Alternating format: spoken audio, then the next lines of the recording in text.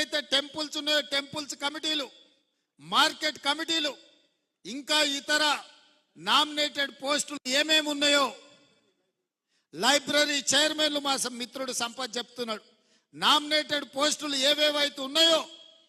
కార్యకర్తలకు, కష్టపడ్డ వాళ్లకు అవకాశం, రానోళ్లకు అవకాశం ఇచ్చి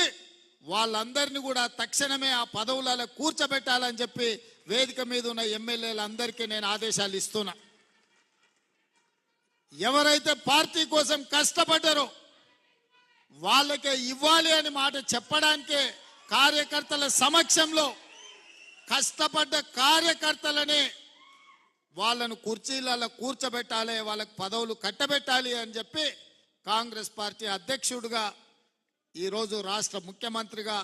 వారికి ఆదేశాలు ఇస్తున్నా. ఇదే కాదు, 2021 జూలై 7 నాడు